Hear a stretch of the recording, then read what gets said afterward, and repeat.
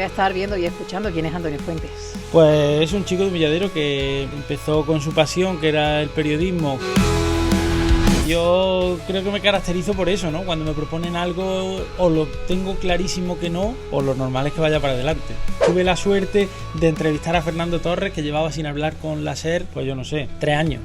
Y luego Sergi Canós, que hoy en día la gente lo conoce más en España porque es jugador del Valencia. Ellos fueron los primeros y yo siempre digo que el primero que te da la oportunidad nunca lo puedes olvidar.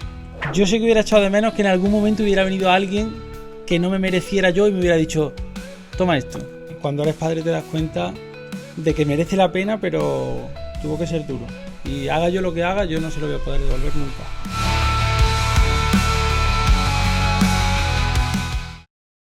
Antonio Fuentes, ¿qué tal? Bienvenido. Muchas gracias, Carmen. Un placer. Qué ganas tenía de compartir contigo este ratito y de hablar de todos esos proyectos personales y profesionales. Yo también. Más de 20 años ejerciendo como periodista, afincado entre Humilladero, Málaga, y ahora vamos a hablar de todo ese periplo profesional, pero a quien nos pueda estar viendo y escuchando, ¿quién es Antonio Fuentes? Bueno, pues un chico de Humilladero, ya nada joven. Cuando dices que hace 20 años de algo, ya es increíble, ¿no? Pues es un chico de Humilladero que empezó con su pasión, que era el periodismo, que en realidad la pasión me vino, yo creo que tarde, porque hasta que no llegué a bachiller y tuve que decidir, no lo tenía muy claro. Pero sí que es verdad que cuando me metí en eso, me metí de lleno, quería saber, o sea, tenía clarísimo dónde quería llegar, lo que quería hacer. Y yo creo que lo que más me define es que siempre he hecho en mi vida lo que he querido. Entonces, siempre he tenido claro que tenía que aspirar a hacer lo que me diera la gana, y es lo que he hecho y lo que estoy haciendo, y ojalá que por mucho tiempo. Un tipo humilde, trabajador, currante. Compartimos durante mucho tiempo micros y bueno, y desde entonces pues una amistad que perdura a día de hoy. Es admirable también todo lo que estás consiguiendo. Vamos a hablar de todo ello. Pero un tío que siempre le ha gustado tirarse al barro. Sí, yo creo que me caracterizo por eso, ¿no? Cuando me proponen algo, o lo tengo clarísimo que no, o lo normal es que vaya para adelante. Al final, cuando uno se dedica a esta profesión, si vas con miedo, seguramente termines dejándolo. Porque creo que hay que ser un poco, no sé si la palabra es valiente, pero tal y como está la profesión hoy en día, sí. Como está la profesión hoy en día, o vas con todo y sin miedo, o te terminas rindiendo, porque es muy fácil rendirse, porque hay demasiadas piedras en el camino para la gente, sobre todo para la gente que empieza. Eso iba a preguntarte. Y la gente que, pues, por ejemplo, como nosotros, que hemos salido de una zona o de un pueblo o de una familia en la que te has tenido que buscar tú todo, absolutamente todo lo que has conseguido, porque mi familia ni tiene dinero, ni tiene contactos, ni tiene experiencia en la profesión, ni tenía absolutamente nada. Entonces yo sé que cuando empecé era lo que yo fuera capaz de conseguir y punto. Imagino que contigo pasó igual. Uh-huh. Entonces hay que ser valiente, no sé si un poco loco, pero lo que tengo claro es que hay que ir con todo cuando dices que vas a hacer esto. Y así has ido. ¿Cómo has visto cambiar la profesión en estos años?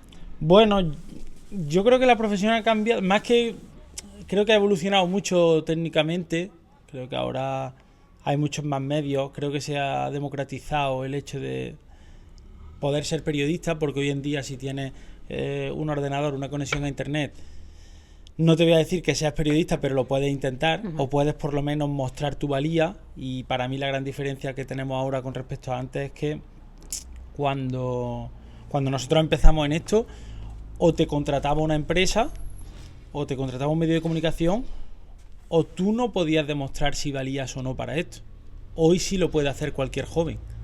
O sea, tú estudias periodismo a través de las redes sociales, puedes demostrar si vales o no vales. Luego se pueden hacer barbaridades como las que se hacen. Se favorece, o sea, es más fácil que haya gente que no se dedique a esto, que no tenga nada que ver con el periodismo, que se quiera meter donde no le llaman. Pero también yo creo que para la gente que vale, para la gente que tiene pasión, hoy en día es mucho más fácil mostrarse que antes, porque antes dependías de que alguien confiara en ti. Totalmente. Ahora no. Te dan los medios pues esa cierta Claro. autonomía para hacerte de forma autónoma, bueno, pues para seguir contando y para colaborar también con un montón de medios que eso te permite no atarte a un proyecto mediático, por ejemplo, solamente. Tu nombre suena en esta comarca, quien haya seguido el fútbol y el deporte, periodismo deportivo 100%, aunque has hecho otras cosas en las distintas esferas también del mundo de los medios de comunicación. Cuéntame cómo ha ido creciendo Antonio Fuentes, desde que te veíamos por los campos de Albero. Bueno, pues yo tuve claro cuando empecé que tenía que quería dedicarme a la información deportiva. Al principio tuve que hacer de todo porque es normal, creo que tienes que demostrar que eres capaz de hacer cosas, que vales para esto. Entonces, bueno, pues hice de todo. Hice Todo fotógrafo, hice redactor de todo tipo de noticias, pero sí que mi objetivo era enfocarme un poco y llegar el día en el que solo pudiera dedicarme al deporte. Lo conseguí, antes de irme fuera incluso, me fui especializando en eso. Yo creo que yo tengo la ventaja de que es mi pasión, o sea, yo conozco gente que hace periodismo deportivo y no le gusta nada, a mí me apasiona, creo que eso se me nota y que es positivo. Y bueno, luego a partir de ahí pues ya fue ir pasando de medio en medio, de empresa en empresa e intentar ir creciendo. Creo que el punto de inflexión en mi trayectoria fue cuando me marché a Inglaterra. Ahí, ayer mismo lo hablaba con mi novia, que fue una etapa dura en lo personal, pero que yo no la viví tan dura porque parecía que estaba viviendo una fantasía. O sea, a nivel laboral era como yo iba a trabajar los fines de semana y decía, ¿de verdad estoy aquí? Y era así. Entonces fue duro porque yo soy muy de aquí, me gusta mi pueblo, me gusta mi gente, mis amigos.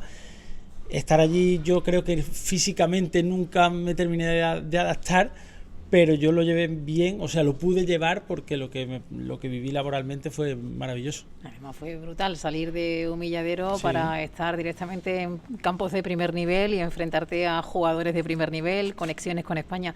¿Por qué medio fuiste pasando hasta llegar allí? Bueno, Porque pues yo ha sido allí un periplo empecé, largo. yo cuando terminé aquí, bueno, cuando me echaron, porque la realidad fue esa, que nos echaron a muchos, A los dos. sin criterio, yo creo, pero bueno, al final cada uno está en su sitio. Cuando terminé aquí, me fui a Inglaterra y empecé a narrar partidos de fútbol en una productora que se llamaba Perform Group. Era curioso porque retransmitíamos partidos de fútbol de todas las ligas del mundo en español, desde un estudio que había en Londres. Ahí empecé, en agosto de 2012. A los pocos meses surgió una oportunidad en una radio inglesa que abrió un departamento en español para narrar la Premier, y también pude empezar a trabajar con ellos allí. Y a los pocos meses volví a la SER a nivel nacional porque, bueno, yo tenía contacto con José Ramón de la Morena, con su productor, y bueno, me ofrecí para ir a los campos. Y el primer día que fui a un campo a trabajar para ellos, que no era ni para ellos porque me acredité por mi cuenta, pues hice algo bien, y a partir de ahí pues ya al día siguiente me contrataron y empecé a colaborar con ellos. Allí estuve en la SER, estuve en 4, estuve en ESPN también trabajando para la que yo fue una experiencia brutal, porque ESPN en Estados Unidos es la cadena más importante de televisión que existe. Y bueno, luego en 2016 creo, cuando De la Morena se va a Onda Cero, pues yo me fui con él, seguí trabajando desde allí. Y cuando me vine a España en 2018, pues me fui a Onda Cero en Sevilla, gracias también a De la Morena, y hasta que él se jubiló, que fue en 2021. Yo ya había empezado ahí con mi proyecto de mi agencia y ahí seguimos. Ahora, bueno, cuando me volví a España empezó también el proyecto de DAZN en España. Sigo narrando todavía a día de hoy partidos de la Premier porque no quiero desengancharme. Y en eso estamos a día de hoy. ¿Tú crees en la suerte, pero hay que estar en el sitio y en la valía? Yo siempre he dicho, y hay mucha gente que me lo echa en cara o que no está de acuerdo conmigo, que la suerte no existe. Pero es verdad que cada día lo dudo más. Porque claro, ¿a qué llamamos suerte? O sea, yo creo que si tú cuando llega lo que se suele llamar suerte, de que tengas una oportunidad que a lo mejor no te mereces, si tú en ese momento no estás preparado o no la quieres con todo tu alma, no te va a servir de nada. O sea, a ti te pueden dar muchas oportunidades, pero si tú cuando la coges la desaprovechas, ¿de qué sirve?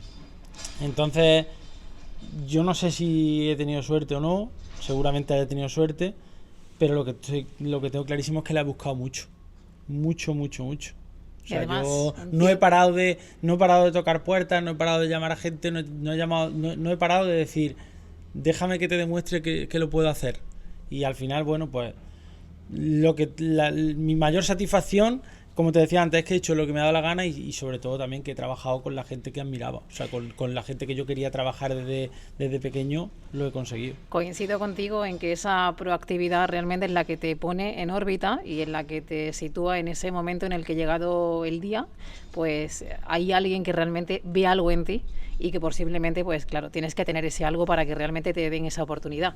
¿Qué crees que tenía Antonio Fuentes para que de La Morena, por ejemplo? Mira, ¿no? yo creo que tengo cero talento. Entonces, cuando no tienes talento o cuando no tienes una cualidad innata que diga, es que yo destaco sobre el resto por esto. O sea, yo nací, como hay compañeros que yo tengo, con una voz que te enamora, o yo es que narro mejor que nadie. Cuando no naces con eso, creo que tienes que ser el mejor en cuanto a ganas. Y yo creo que no me he encontrado muchos periodistas, o te diría que casi ninguno, que haya tenido las mismas ganas que yo. O sea, yo estoy harto de ver, y cada día más en la gente joven, que la gente renuncia muy rápido a su sueño. Es decir, tú tienes el sueño de ser periodista deportivo. ¿Cuánto estás tú dispuesto a dar o a sacrificar por llegar a donde quieres? ¿Cuánto? Porque a mí no me vale que tú solo estés dispuesto a dar 3 meses de práctica, o que tú digas, no, es que yo, si no me pagan, yo no voy a empezar a hacer esto gratis. Pero tú vienes de picar piedra. O es que yo lo que siempre le pregunto a la gente es, o cuando ha habido jóvenes que me preguntan, voy a estudiar periodismo, ¿me lo aconseja o no? Yo siempre le digo, ¿tú cuántas ganas quieres? ¿Cuántas ganas tienes? Pero ¿cuántas ganas tienes de hacer sacrificio? ¿Cuántas ganas? Porque de renuncia. La gente se autoengaña. No, es que la profesión está muy mal, es que... Vale, tú vas a poner todo, tú puedes poner todo y que luego no te salga, perfecto. Pero no todo el mundo pone todo. Y yo lo pongo todo siempre que me involucro en algo. Entonces, creo que eso es lo que me hace que yo tenga un poquito de ventaja sobre los demás. Pero talento tengo cero. ¿Qué recuerdas de aquellos inicios, ¿no? De estos campos, como te digo, de Albero, en el que te recorriste gran parte de esta comarca, de la provincia? Has estado en medios locales, comarcales, regionales, nacionales.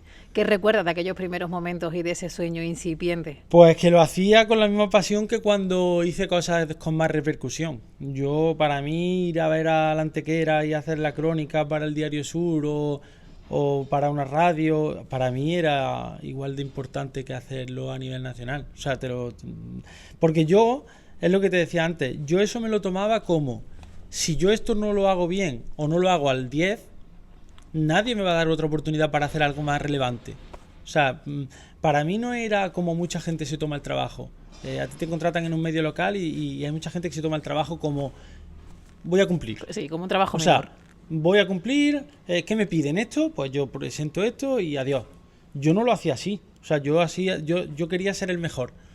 Y creo que la mejor manera para que alguien te dé una oportunidad o que diga, pues ese chico tiene algo, es que intente hacer todo al máximo. O sea, hacerlo para que la gente llame la atención. Que, no sé, a mí creo que la gente ahora en su mayoría tiene poca hambre. O sea... yo me acuerdo cuando yo estaba en la radio en Antequera que yo quería dar la noticia antes que nadie, quería tener mis propias fuentes, y me da la sensación que eso se está perdiendo. O sea, ahora gente pues más portavoz de lo que dice uno, no sé. Yo quería destacar, quería ser el mejor, quería dar la noticia antes que nadie y me dejaba la vida en ello. Que a lo mejor fui demasiado al límite, pues puede ser, pero no me arrepiento. Totalmente, y eso realmente es lo que te ha traído hasta aquí. Aquellos inicios, luego, como hemos dicho, has pasado por muchas redacciones y con gente a la que tú admirabas. Sinceramente, yo comparto, te lo he dicho muchas veces, escucharte colaborar y trabajar para medios nacionales y estar en tertulias con periodistas deportivos de primer nivel, eso daba muestra de que tú eras más uno de ellos ya, ¿eh? ¿Qué recuerdas de aquellos momentos? De compartir tertulia, mesa y micro con gente. Bueno, pues lo que te decía, yo a veces, sobre todo en la etapa de... Porque cuando ya volvía a España lo tenía mucho más normalizado porque había estado muchos años relacionándome con ellos, pero lo que me pasaba en Inglaterra era un poco... O sea, decir, ¿esto me está pasando de verdad o no? Es que eran... O sea, lo había soñado tantas veces que cuando te llega y dices... Es como el niño que sueña jugar al fútbol y se ve de repente jugando en el Bernabéu. Dice, ¿esto me está pasando o me voy a despertar? Y a mí me pasaba eso. O sea, yo recuerdo que la primera vez que yo entré con De la Morena en el larguero, que es lo que decíamos antes, tuve la suerte de entrevistar a Fernando Torres, que llevaba sin hablar con la SER, pues yo no sé, 3 años. ¿Te tiraste al cuello? No, fue por lo que te decía antes. Cuando me dice que tú qué tienes de especial, pues mira... Te voy a contar cómo fue aquello, porque aquello fue seguramente el inicio de todo. Si yo no meto a Fernando Torres aquella noche, pues seguramente se hubiera quedado en nada. Era un partido del Chelsea, que jugaba el Chelsea en casa. Y bueno, después del partido salen todos los jugadores por zona mixta. No siempre salen todos. Y claro, nosotros intentábamos conseguir declaraciones de los españoles. Que estaba Juan Mata, estaba Azpilicueta, creo que estaba allá. Estaba Torres. Entonces salió Mata, lo cogí, De la Morena súper contento, y faltaba por salir Fernando Torres, que le tocaba hacer el antidoping. Entonces hay veces que cuando le hacen el antidoping al jugador tardan mucho en salir, y salieron todos, se fue prácticamente todo el mundo. Y yo le dije me acuerdo que estaba Edu Pidal produciendo en Madrid, y le dije, mira, me voy a quedar a que salga Torres a ver si habla. Y me dijeron, no, vete a tu casa porque no va a hablar, porque lleva sin hablar con nosotros, no sé si 2 o 3 años. Y yo dije, nada, yo me voy a quedar de todas maneras. Y salió Torres, me vio allí medio solo, el único que hablaba español, y me dijo, venga, voy a entrar contigo. Y claro, De la Morena cuando vio que lo tenía en directo no se lo creía. De hecho le preguntó en directo que qué le había hecho yo para que entrara. Entonces esa noche, después me fui a casa, me llamó De la Morena, me dijo, mañana te va a llamar la jefa y te va a hacer un contrato. Yo me acuerdo que yo ese día dormí y dije, seguro que esto no me está pasando. Y a partir de ahí, pues eso, ya empieza a trabajar con ellos. Son gente absolutamente normal. Yo creo que la humildad no tiene nada que ver con el puesto en el que estés. Hay gente que no es nadie y es tonta, y hay gente que lo es todo y es súper humilde. Y a partir de ahí, pues ya fue eso, conocer un poco a todo el mundo y muy normal, o sea... Es que gran parte de todo esto es no despegarte nunca del suelo, y de hecho, pues bueno, estamos ahora mismo en Humilladero, esta sigue siendo tu casa, aquí has querido volver, aquí vive tu gente, aquí quieres que vuelva tu hijo, en fin, tú no te despegas de lo que es realmente la gente con la que tú has nacido, pero tú siempre has soñado en grande. Sí, entonces creo que en esa balanza, ¿no? Y en ese equilibrio... Es que un poco, o sea, la gente que me entiende, que me conoce bien, sabe que soy así, porque claro, yo digo mucho... si solo me conoces en el pueblo, a lo mejor no sabes cómo pienso yo, pero es lo que tú dices, yo pienso en grande, pero yo luego no hay nada que me haga más feliz que estar aquí. O sea, yo si fuera por mí estaría en mi pueblo 7 días a la semana, 24 horas, porque con yo... una botella de vino y es con donde dos me siento amigos cómodo, tuyos. quiero estar con mis amigos, que son los que de verdad se preocupan por mí, la gente que no le importa dónde estés y dónde llegues, que sabes que siempre va a estar ahí. Entonces yo no dejo de pensar en grande, de hecho pienso demasiado a veces, pero yo sé que este es mi sitio y aquí moriré. Además, aquí se respira sierra, estamos al lado en el faldeo de esta sierra, aquí sales con tu bicicleta. Es lo que te digo, que al final son las bases que te han permitido salir, ver mundo, para luego volver y encima ser capaz de crear puestos de trabajo y darle forma a un proyecto en el que hablábamos antes fuera de micro. Tú tenías muy claro siempre que tenías en mente, ¿no?, ese proyecto que posiblemente luego con el auge de las redes sociales y de cómo ha ido cambiando este mundo de la comunicación, tú has conseguido traértelo a tu mundo, es decir, vincular esta pasión que es la comunicación deportiva y trabajar desde esta otra línea para con la gente que hace el deporte, pero el deporte bien traído y bien contado.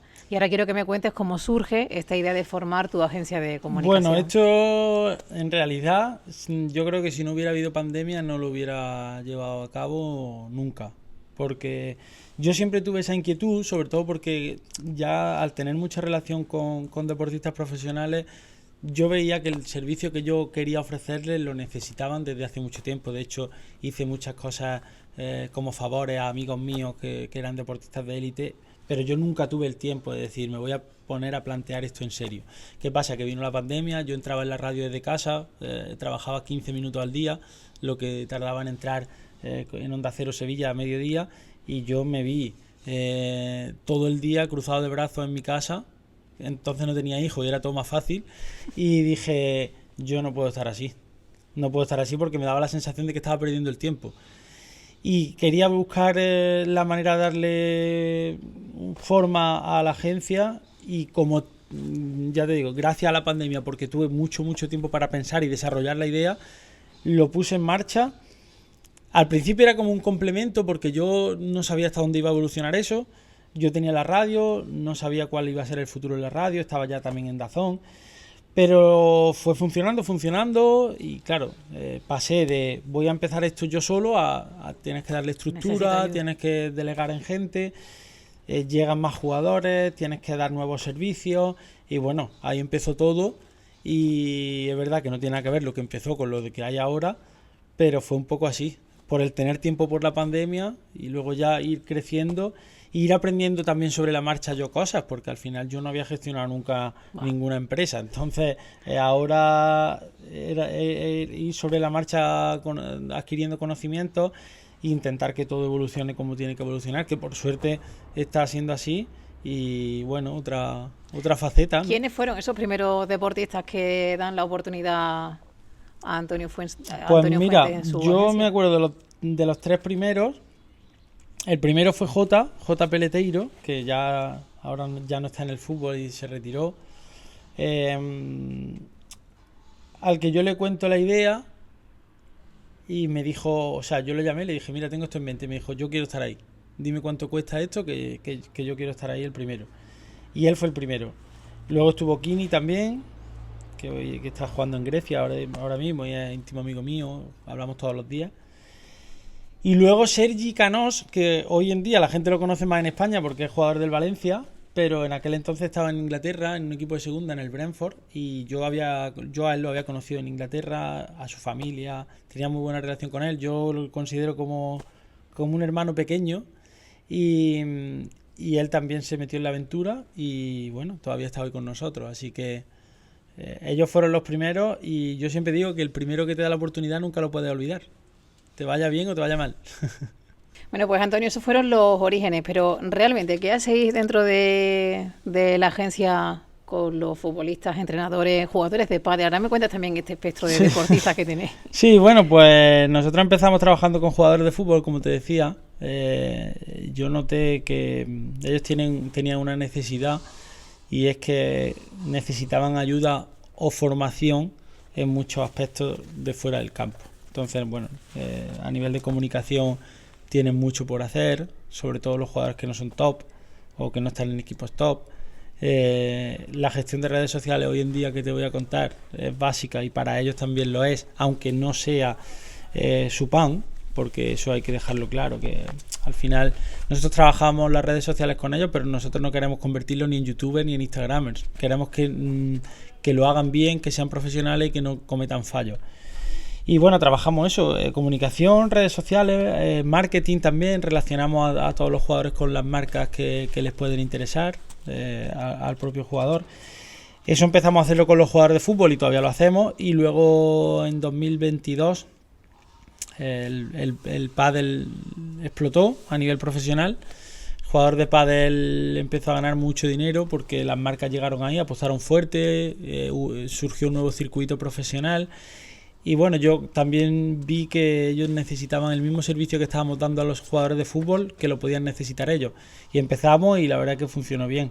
Y bueno, ahora estamos trabajando con jugadores de pádel, jugadores de fútbol, y también con los jugadores de pádel hemos dado un paso más, porque te decía que nosotros relacionamos a los jugadores con las marcas, pero ahora también hay jugadores que incluso han delegado en nosotros las negociaciones con sus marcas o sus patrocinios, y también nos encargamos de eso, así que una amplia gama de servicios que nos dan mucho trabajo, porque además son muchos jugadores. ¿Tú habías jugado antes al pádel, Julio? Yo no había jugado en mi vida. La bici sí, eso sí lo sabemos. De hecho, soy malísimo. O sea, cuando empecé con el pádel empecé a dar clases, pero tampoco tenía tiempo, iba un día a la semana y nada. Ni juego, ni doy clases, ni nada. Pero sí que sabes bastante. Ha sido un aprendizaje también profesional. Sí, yo de pádel es verdad que tenía muy poca idea. Yo no había visto un partido de pádel entero nunca.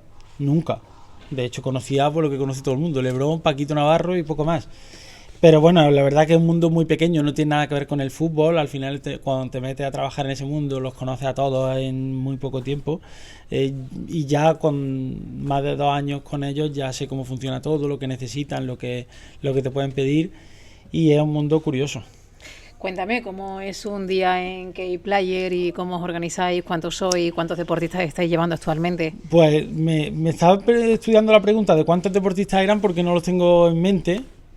Y de hecho no sé cuántos son exactamente, pero creo que en torno a 20. Uh-huh. No sé si ahora mismo deben ser 8 o 9 de fútbol y 10 o 11 de pádel.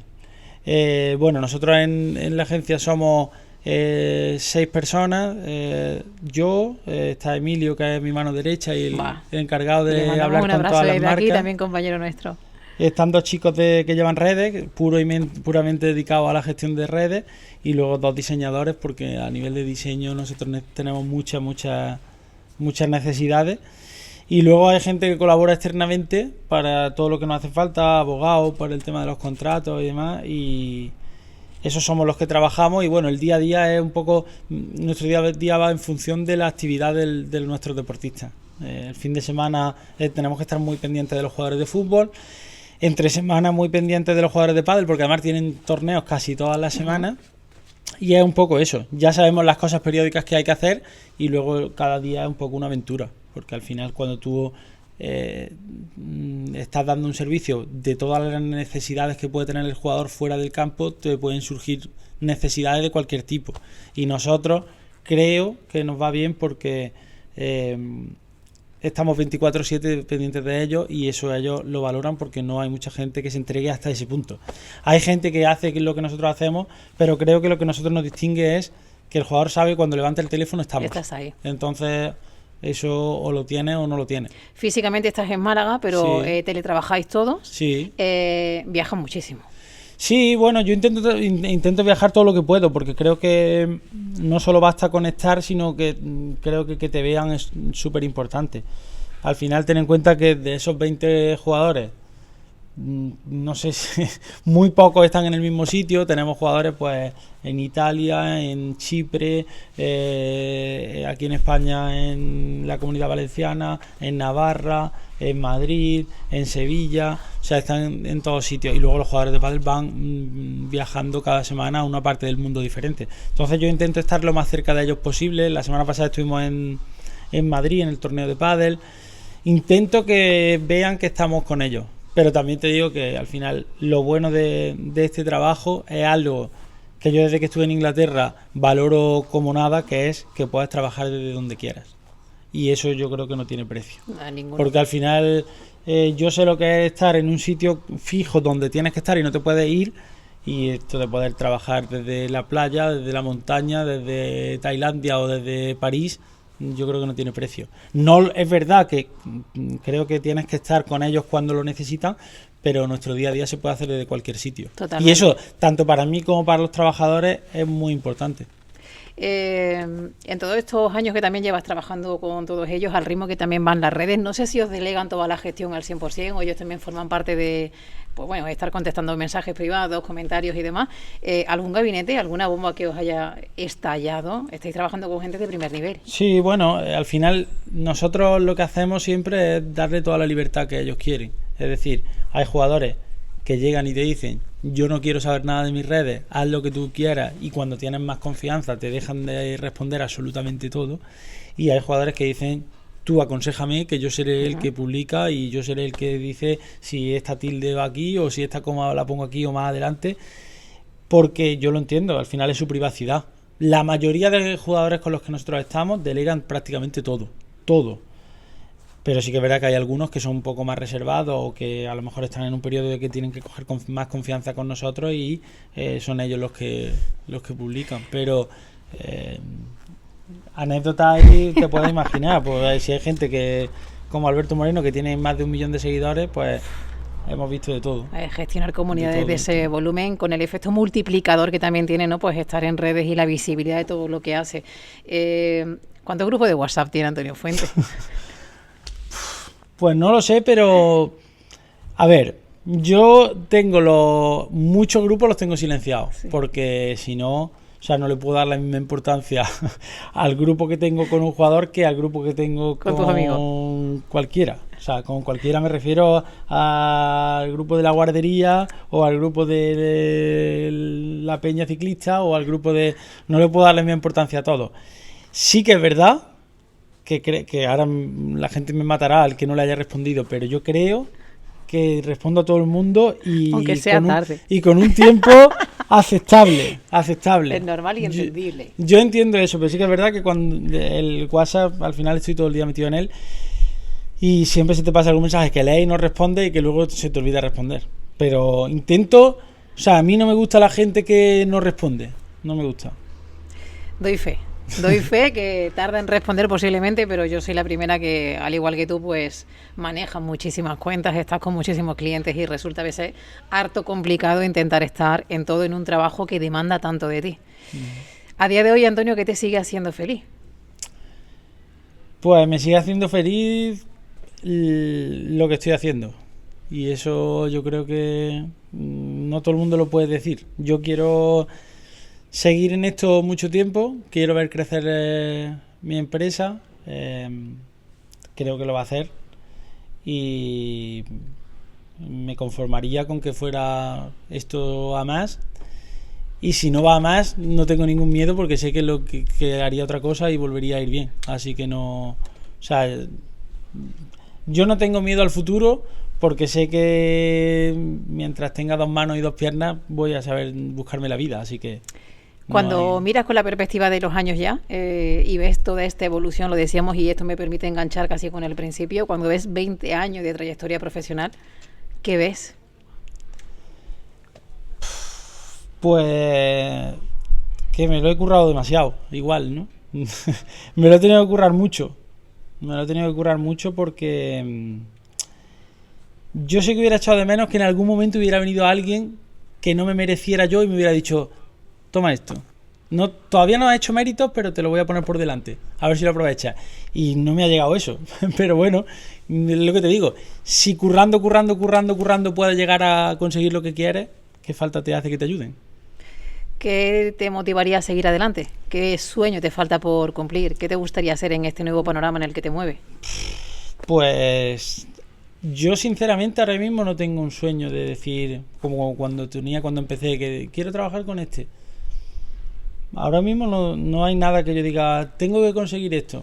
Quiero que crezca, que la gente que trabaja conmigo esté cada día mejor, más contenta, más a gusto, que nosotros crezcamos para vivir todavía mejor y que los clientes que tenemos vean que lo que hacemos es algo de provecho.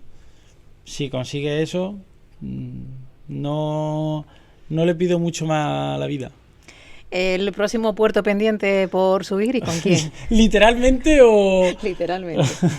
Bueno, pues yo antes de morirme, espero que no me muera pronto, tengo que subir 4 puertos, que tengo que hacerlo sí o sí: Alpe d'Huez, Mont Ventoux en Francia, Mortirolo y Stelvio. Una vez que suba eso con la bicicleta, puedo vender la bici si quiero, pero eso lo tengo que hacer. ¿Qué le agradeces y qué le dirías también a tu madre? Bueno, para mi madre, ¿qué le voy a decir? Es la que ha luchado porque yo esté aquí. Ahora que eres padre. Porque no me falte de nada, lo ha tenido muy difícil y a veces me siento hasta culpable, ¿no? ¿Se lo dices? De lo duro que ha tenido que ser para ella criarnos en las condiciones que lo ha tenido que hacer, sola. Y cuando eres padre te das cuenta de que merece la pena, pero tuvo que ser duro. Y haga yo lo que haga, yo no se lo voy a poder devolver nunca. Antonio, yo te agradezco enormemente que te hayas abierto, que nos hayas recibido en tu casa, que hayas compartido con nosotros cómo ha sido, ¿no?, este periplo de 20 años, que se dice pronto, 2 décadas, cruzándote gran parte del mundo, varias veces, incluso al año, y de que sigas luchando por tus sueños, de que sigas teniendo los pies en la tierra, que te hayas ido de un milladero para volver, porque de aquí nunca te fuiste y sabes que aquí siempre vas a ser bien recibido, y que hayas querido venirte este ratito al podcast de Prados a compartir quién es Antonio Fuentes, qué ha hecho y todos los sueños, por si también a alguien le sirve de referente. Ha sido un placer, Carmen, y bueno, ya sabes que la admiración es mutua, que tú también eres ejemplo de cómo convertir una mala noticia en una buena, porque yo sé que tú eres mucho más feliz ahora que cuando estábamos trabajando juntos, por ejemplo, y creo que esa enseñanza la podemos dar nosotros a la gente. Cuando no te vaya bien en tu trabajo o haya un jefe que piense que no eres lo suficientemente válido, pensar que no solo tienes una salida, sino que te puede ir mucho mejor y ser mucho más feliz fuera. Totalmente, y además un día lo celebraremos con ese vino que aún seguimos teniendo pendiente. Tienes aquí la tarjeta que compartimos con el resto de invitados para que pongas por delante tu nombre y por detrás me dejes una frase que te inspire o que te motive. Pues vamos, no es mía la frase, ¿eh? Yo no, como te digo, no tengo talento para inventarme frases importantes.